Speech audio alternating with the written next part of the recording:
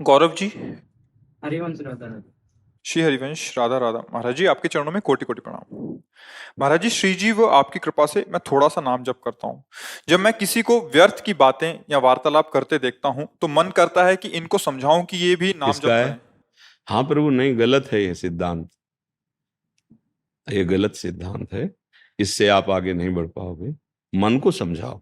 तुम बाहर देख क्यों रहे हो? बाहर सब जगह भगवान है, ये देखना है हमारा कर्तव्य बनेगा। जब तो हम दूसरे में दोष दर्शन कर रहे हैं और हमारा मन नाना प्रकार की चंचलता कर रहा है, हम उसको नहीं देख पा रहे। ये लगना चाहिए तुझे नाम में, तू बहिर्मुख होकर के इंद्रियों के साथ विषयों में विचरण कर रहा है। पहले यहाँ देखो, यहाँ अंदर देखो। बहिर्मुख वृत्ति रखोगे तो फिर लाभ नहीं मिल पाएगा। अंतर्मुख में देखो। तेरे भावे जो करे, भलो बुरो संसार, नारायण तू बैठ के अपनो भवन बुहार। जब अपने मन को आप निर्मल कर लेंगे तो आप में कहीं दोष दर्शन की वृत्ति ही नहीं रह जाएगी। अपना ही प्रीतम सब रूपों में खेल रहा है, ऐसा दसों दिशाएं आनंदमयी हो जाएंगी। हम क्या करते हैं कि थोड़ी सी बात सुनी और दूसरे को सुना के कि इसका कल्याण हो जाए। वो कल्याण की बात नहीं, वास्तविक अहंकार का पोषण हो रहा है। मतलब अध्यात्म बड़ा सूक्ष्म विषय होता है। ये जैसे हमने कोई बात सुनी हो, लगता है कि सामने वाले को सुना देते हैं, ये भी सुखी हो जाएगा। बात ऐसी नहीं है।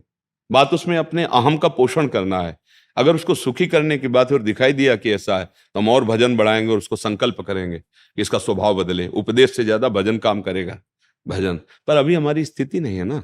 तो पहले क्या करना चाहिए? अपने पैर टिकाने चाहिए मजबूत, फिर डूबने वाले को निकालने के लिए सहारा देना चाहिए।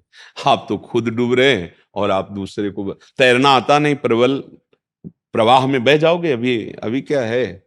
अभी आप खुद ही कह रहे शुरू किया है, तो अभी बहुत बड़े तैराक थोड़ी हो कि आप दूसरे को पकड़ के धारा चीर जाओगे माया की।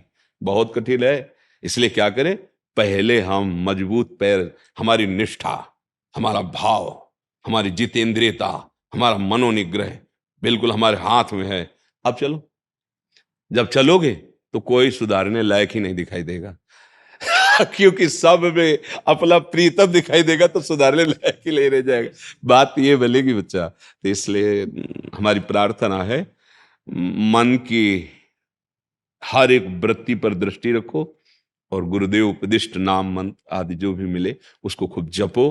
और जहां तक हो सके आप बचो प्रपंच राग से, आप बचो गंदी बातों से, आप बचो गंदे आचरणों से। फिर क्या होगा? तो ये समाज का सुधार अपने आप हो जाएगा, अपने आप हो जाएगा। फूल में पराग आता है ना, बहरों को चिट्ठी नहीं भेजी जाती, वो अपने आप मडराने लगते हैं। उसका रसास्वादन, आपके अंदर भगवदानंद की जागृति होगी।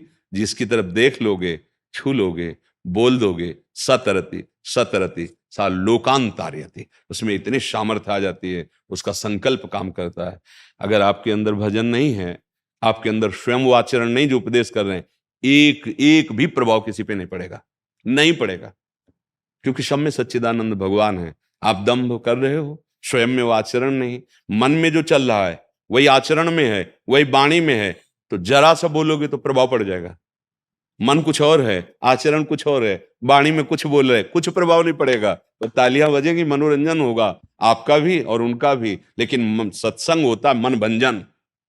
मन की हर वृत्ति पर लगाम लगा के खड़े हो जाना, रोक देना उसको। जैसे वायु को रोकना दुष्कर, उससे भी मन को रोकना। लेकिन महाबलशाली गुरु प्रदत्त नाम है, मंत्र है, उसके बल से मन को मोड़कर, जो मना खष्टानी इंदिराणी प्रकृति स्थानी कर सती, उनको मोड़कर सच्चिदानंद प्रभु की सन्मुख हो जाता है। जो भूला हुआ जन्म जन्मांतर का अपने सुख को प्राप्त करता है, कोई दूसरा नहीं।